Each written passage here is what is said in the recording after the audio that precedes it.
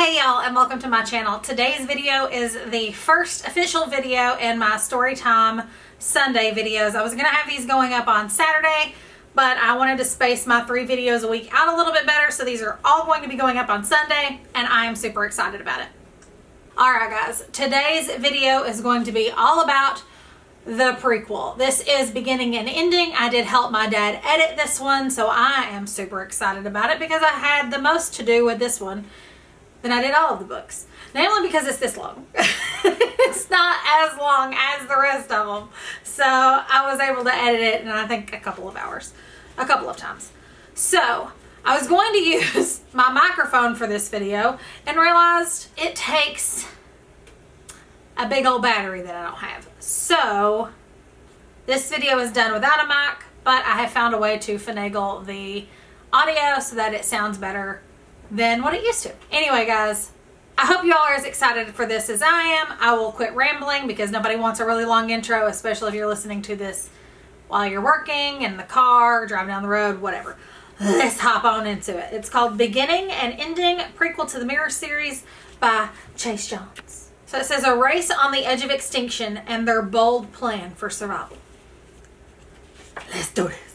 I have also consulted with my father on how to say some of these words. So, I didn't ask about that one. Anyway. Ruler Donave stood on the balcony of his home in Strika. He was looking out over the city he'd called home his entire life. A city known for its peace and quiet. Off to the west was the ocean, and on most days, a warm, gentle breeze came in from the ocean. Today was no exception. Off to the south was the great forest, home of several races on Britana.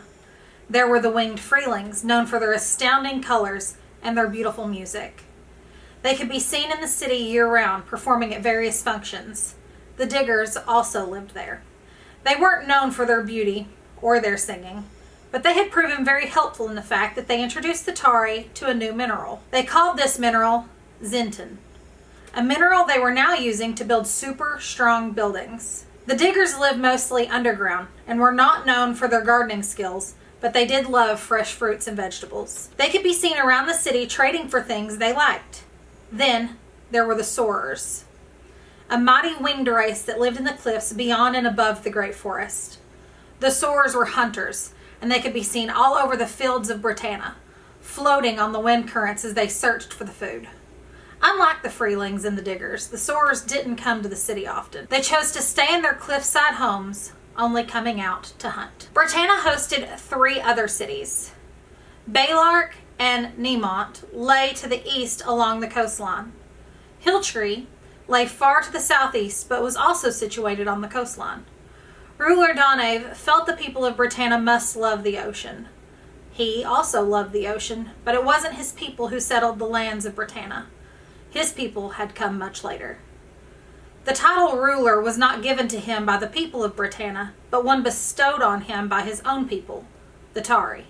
The peoples of Britana ruled themselves. The Tari had come to Britana from a planet known as Ultran. They had not come because they wanted to. They were chased from the planet by a race called the Pentari, a race that had been pursuing the Tari since time began, or so it seemed. Ruler Donave was looking out over the city because in the sky above he could see what the Pentari and his history books called a station. A station was the mode of transportation the Pentari used to traverse the universe. As he looked skyward, he knew the peace and quiet of Britana would soon be shattered by the attacks of the Pentari rakes. Rakes were an aircraft the Pentari used to bomb the cities of a world before they followed up with a ground invasion. He had never seen a rake in person, but he's read numerous accounts of the events taking place. According to his history books, this would be the 14th event. Behind him, he heard the sound of footsteps, and he turned. It was his beautiful wife. She walked to his side and looked up as well. It would seem that what we predicted has come true. My love, it was never a prediction. It was a factual statement of what would happen someday, and you're right, it seems that day has come. How long before you think they will begin their attack? That's hard to say. The histories don't say much on that subject, just that the rakes will come first, and the ground invasion will soon follow. And our defenses against such attacks are... Our scientists have made great strides in developing weapons to use against the Pentari, but we're nowhere near being able to fend off the kind of attack that our histories say is coming. I'd hoped we'd have more time, but that isn't the case. The Pentari are here now. I guess it was wise that you implemented your plan. I always knew the timetable for the Pentari arrival was unpredictable, so implementing the plan was the only logical thing to do. Now all we have to do is follow up and complete the plan before the Pentari launch their ground assault. What's left to do? I must contact the Freelings, diggers, and sewers to offer to move them to Ursa. Ursa was a world the Tari had located many years ago and was now preparing for the future home of the Tari. They had little to no hope they'd defeat the Pentari in Britana. They'd already moved several races to Ursa. These races had been brought from other worlds with them to Britana. After moving from 14 different worlds, they had accumulated several different races. He continued with his statement. The peoples who wish to go have been transported there already. Do you think they will take you up on your offer? Maybe, maybe not. They are all very independent races, and leaving their homes for another world might be too much to ask. I don't see the Blue Angel giving up her home or letting her people do so. The Blue Angel was the leader of the Freelings. It was said she had special powers, but he was unaware of what they were, if she had them at all. Even after you explain the dangers of staying, the Pentari are only after us, so the other races might be left alone. There's no way of knowing how it worked out on other worlds. I understand, but knowing what we know about the Pentari, I don't see that happening. I don't either, but getting them to see that could be a major task. One I don't have that much time to spend on. As much as I worry about the other races, I must consider ours first. However, I will make the offer. Good. What is left to do on your plan? We've moved most of our weapons production to Ursa, along with most of our top scientists. All the crystals we obtained from the endless sands of Ultran have been sent there, and a huge quantity of Zenton has been sent as well. We'll continue to send the Zenton for as long as we can. I have moved my personal library and the histories there as well. Hopefully it will all come in handy someday. As far as the female transfer, I think we should send the first wave now, and when things look really dire, we'll send the rest. Then I guess I should get them together and bring them here. They have all been briefed on what is expected of them, so we shouldn't have to go over that again. I assume when you say now, you mean now. I mean as soon as you can get them here. Yes. She nodded, and with that she walked away from the balcony, leaving Ruler Donave to his thoughts. The plan for the females had been one formulated over a long period of time. Way before he became ruler, and way before the last female Tari gave birth to a Tari child. There were still some Tari children left, but they were few. If they were still children when the end neared, they would be sent to Ursa to live with the scientists there. He had 2 such children now, both daughters. Pentari were constantly searching for the Tari, and this caused the Tari to constantly look for worlds that would support their life. The Tari had a mode of travel they called mirrors. It was a device that, when activated, would create a direct line of travel from one mirror to another. The main mirror on each planet was called a mirror chamber.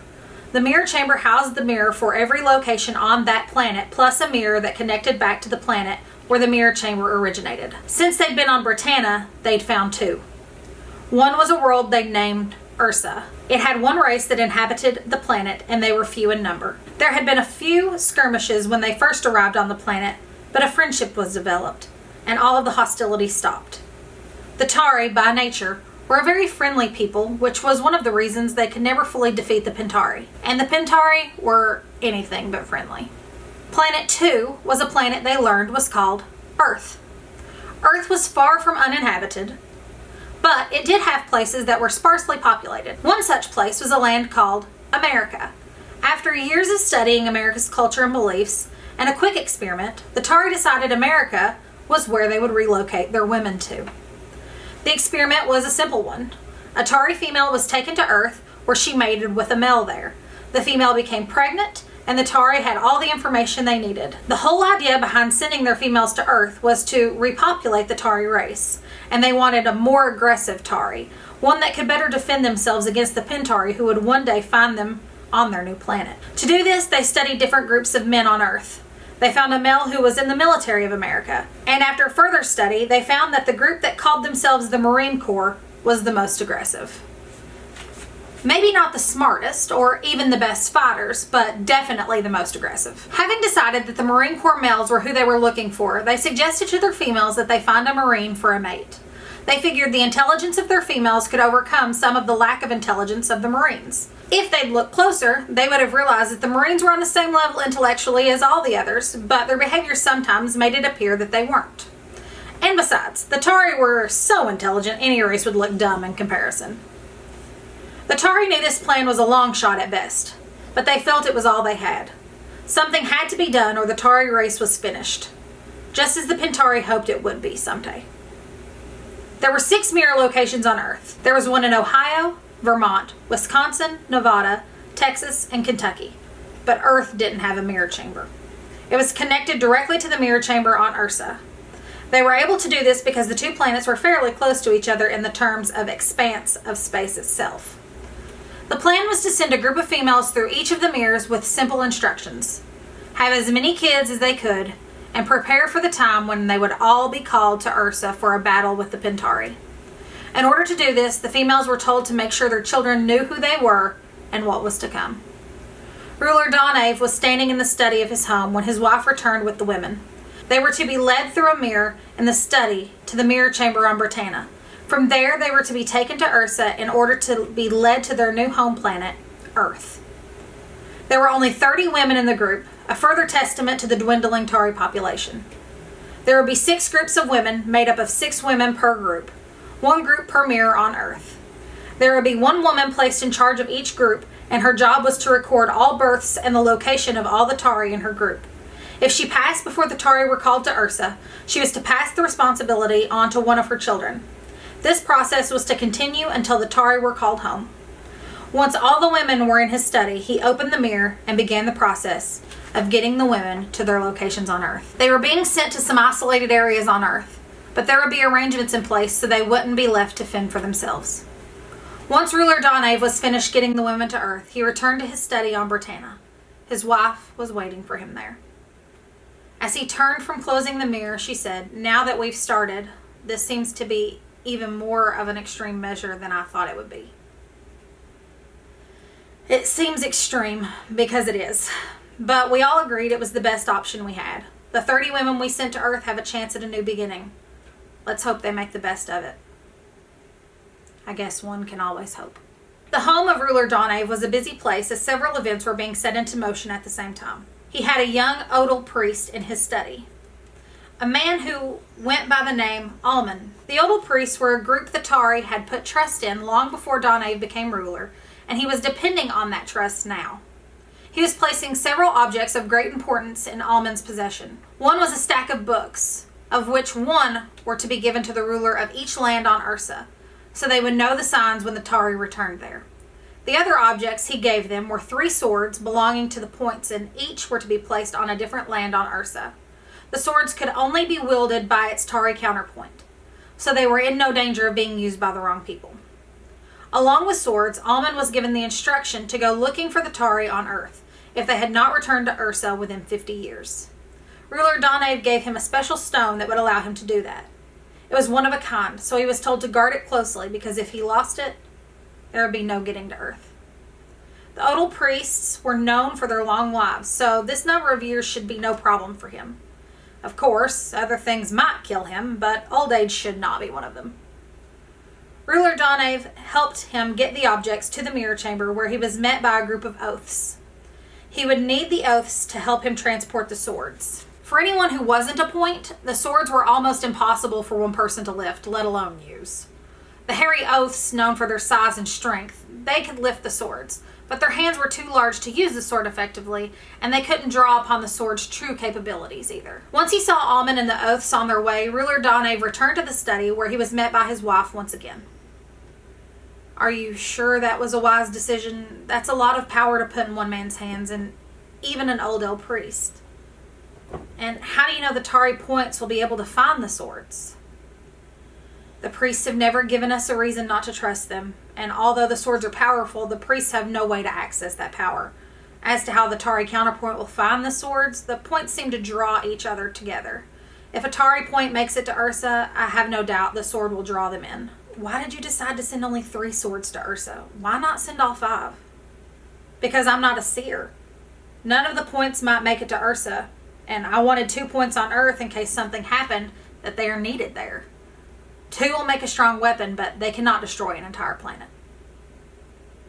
But you chose our daughter's point. A point is a part of a weapon the Tari had at their disposal. The weapon is called a star, and it is made up of 5 points. Each point is a combination of a sword and the person wielding it. For some reason, the point stayed in the same family, being passed on from one generation to the next. The next person in line for the point is always the oldest sibling of the current point, regardless if it was male or female. The problem they had at the moment was none of the current points had any children, but they were all female, which led the ruler to his decision to send the points to Earth. He just hadn't decided when he would do that yet. Mainly because one of the points was his oldest daughter, Lisi. He had been the point, but he'd passed it on to her when she turned 20, which had just happened. I didn't want the others to think I was playing favorites. We do need all 5 points to get along. And besides, Lisi would be in charge of all the Tari, even without her sword. I guess I see your point. Ruler Donave thought the Pentari invasion would come quickly once the station showed up. But for some reason it didn't. Days turned into weeks, weeks turned into months, and months turned into years. And the station just sat there. He didn't mind the delay. It gave his scientists more time to develop weapons to defend themselves with. The problem was they didn't have the manpower to defeat the Pentari, no matter how powerful the weapon. Actually, they had a weapon that would destroy the Pentari, the one called a star, and it had been used once many years ago. The problem was the Pentari had a similar weapon, and when both sides used theirs, they'd destroy a vibrant planet and all the life on it. The Tari had sworn to never use the weapon again, and so far, the Pentari had not either. The day finally came when the attack began. The fighting was intense for a time as the Tari used every weapon at their disposal to try and stop the Pentari. It didn't take long to see the inevitable end. All the Tari were recalled from Ursa in an effort to stop the Pentari, but it was an effort in futility. After only a year of fighting, the Tari were pushed back into the city of Strika, where the home of ruler Donave would be the site of their last stand. He was in the study talking to his wife when a soldier rushed into the study. Excuse me, Ruler Donave, but I was told to inform you the Pentari have entered the city and they're making their way here. He looked at his wife. Get the other women together. And to the soldier he said, tell the others I will be down shortly. The soldier saluted and exited the room. His wife looked at him briefly. I'll get the women. And she too exited the room. He was waiting on her return when something happened. Something he could have never expected. A man came stumbling from the mirror into his study. The man steadied himself and looked up at Ruler Donave, who stood close to 6'8". The man was not a small man himself, and as they stood looking at each other, they both said, Who are you? And the man added, And where am I? The man was looking around as if looking for a place to run, but Ruler Donave knew the mirror had closed behind him, so he wasn't getting out that way. The only way out of the room was through Ruler Donave. Ruler Donave thought he was about to try it, so he said, You have nothing to fear from me, but I would like to know who you are and how you got here. You are not a Tari, are you? Seeing there was only one man in the room, Charles Adams relaxed a little. He was a big man, but he didn't really look like a fighter. He looked more like a professor or a doctor or something. He'd heard the name Tari before, from the old man down at the store in Harlan. Sid was his name. It came up often in some of his crazy stories he told. He needed to find out where he was, so he decided to answer the man's questions. My name's Charles Adams, and I'm from Harlan, Kentucky. I'm not quite sure how I got here. I heard this humming sound, and when I went to investigate, I ended up here. Maybe you can tell me where here is? Harlan, Kentucky. That is on Earth, is it not? Charles looked at him strangely. Yeah, last time I checked. Ruler Donave nodded his head. He had no idea how this could have happened. If he entered a mirror in Harlan, Kentucky, he should have ended up in the mirror chamber on Ursa, but here he stood. Well, I don't want to alarm you, but you're not in Harlan any longer, and you're not on Earth either. Charles grinned. Yeah, right. I guess you're going to tell me I'm in Oz. I've never heard of Oz. No, you are on Britana, and it would just so happen you've stumbled right in the middle of a war. Charles was about to say, yeah, right again, when he heard the sounds of fighting coming from beyond the walls. He looked back at the man. You're not kidding, are you? Unfortunately, no. And you showed up on the wrong side because we're losing. Charles looked around again.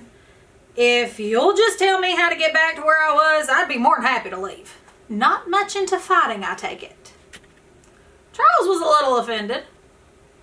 I'll have you know that fighting doesn't bother me at all. I served in the United States Marine Corps back during World War II, and I've seen more than my share of fighting. I just don't want to be caught up in yours. Ruler Donave studied him more closely now. He wasn't one to believe in fate, but this was more than he could have ever hoped for. He was about to make an offer when his two daughters came walking into the room. They both stopped when they saw Charles, but only for a second. And as they walked on into the room, Lacey said, Mother said you wished to see us, that it is time. Charles was standing with his mouth slightly ajar. He'd rarely ever seen two women as beautiful as these two in the same place at the same time. Ruler Donave quickly took charge of the situation. Girls, this is Charles Adams, and he's traveled here from Harlan, Kentucky. Charles, these are my two daughters, Lacey and Melanie. Girls, I was just about to attempt to enlist Charles' help with our current situation. Both girls turned beaming smiles at Charles. Charles was mesmerized for a moment, but then snapped out of it. I've already told you I've got no interest in fighting in your battles. And I wasn't going to ask you to. He turned to his daughters. Did I tell you girls that he also served in the Marines? So he's a fighter. The girls' smiles broadened, if that was possible, and Charles wondered why. No, what I wanted you to do was to help get my daughters to safety. It would also be getting you away from the fighting here. Charles still had a lot of questions, but high on his list of things to do was to get back to Harlan. I can take them back to Harlan with me if you'd like. Since you said you knew how to get there, you can come get them after the fighting's over. Ruler Donave smiled. I think that would be a wonderful idea. Lacey knows the way as well as I, and she can guide you. Charles was wondering if she knew the way, why she couldn't take her sister and herself to safety. He took another look at the women and decided he'd still take the offer. That works for me. Anything as long as I can get back to Harlan. Ruler Donave turned to his daughters. Lacey, would you be so kind as to guide him to Earth? You and your sister should be safe there until you return. The girls shared a look, and Lacey responded, I would be happy to. She'd noticed two things in her father's statement. One was to guide him to Earth, because her destination was a place called Ohio, not Harlan, Kentucky. The second was his assertion that they would be safe until their return. She knew that meant their return to Ursa, not Britana. The girls walked over to their father and each gave him a hug. They parted and the girls came to where Charles was standing, and Lacey said, Follow us and we'll get you home. And they led Charles through the mirror. The girls and Charles hadn't been gone long before their mother entered the room with another group of women. She looked around the room. I thought the girls would be here by now. I told them to come several minutes ago. Ruler Donave smiled at his wife. A strange thing happened, and they're gone already. Let us get the others on their way, and I'll explain it to you. She was confused, but she didn't question. Okay, they're all here and ready to go. Good. Then let's get started. And they began moving the last groups of Tari women to their new homes on Earth. Once their task was completed, she looked at her husband. All right, I'm ready to hear about the girls. You said something strange happened. What was it?